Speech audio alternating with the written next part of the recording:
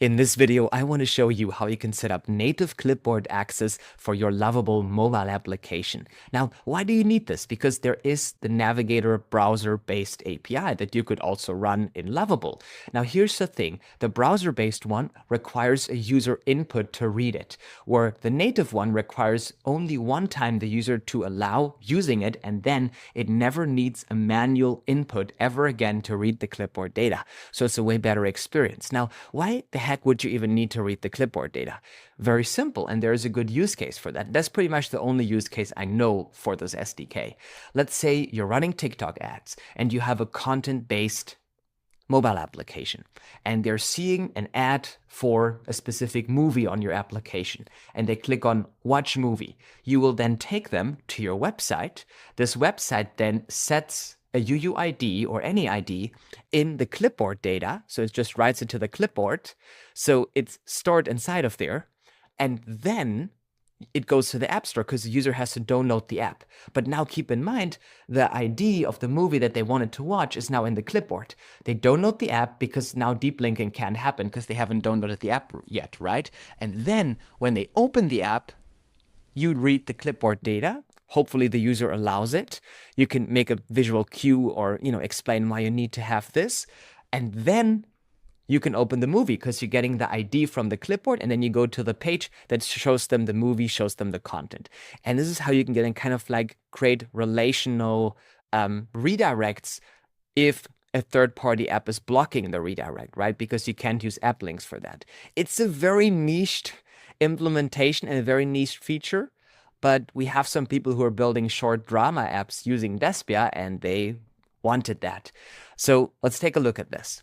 So we have this native clipboard SDK inside of here in Despia, and it's actually quite simple to implement this. So obviously we have our Lovable project, and we're using the latest version of Despia. That's important because we just added support for that. And what I'm going to do is I'm going to go and copy this Lovable prompt here, just like this. And now we're just going to paste this Lovable prompt inside of Lovable. And now it's going to implement this for us. And it's super simple. And this is really, as mentioned, a great feature because it will now allow our application to get this kind of data so we can use this. We could also use this for affiliate tracking, even though it wouldn't be that reliable, but it would be more reliable than, kind of like relying on deep links. Let's say you have an affiliate system for your mobile application, but people haven't installed the mobile application yet. You would take them normally to a link, and then this link would link back into the app so you can set the affiliate code, right? Now, the problem about this, though, is if you take them to the app without then having been installed the app, you would take them to the App Store. Then the deep linking doesn't work. Now they open the app from the App Store, and now your affiliate doesn't get their commission because the link isn't fully set up, right? So what this API actually allows you, this SDK, is you can write the affiliate code to the clipboard, and then when they open the app, you can say, click here to scan if you have a discount code available. Then they allow the permission to read the clipboard, and then you get their affiliate code in there, even if the App Store or the Play Store page disrupts the deep linking flow. So it's a very niched implementation, but people have niche problems because we're building niched applications and we want to have support for everything. So we have this inside of here. This was implemented. Let's double check if it was done correctly. As you can see, we're importing Despia from Despia native, and then we're calling this function correctly, and then we're getting the clipboard data. Perfect. So let's publish this. Now, the beautiful thing about Despia is we have updates over the air. That means that we do not need to rebuild the application, resubmit it to the App Store, wait 10 days for Apple and Google to approve it. We can just publish it from Lovable, and then in real time, the live application is updated. That is a very cool feature that you have available. So let me share my screen here with you.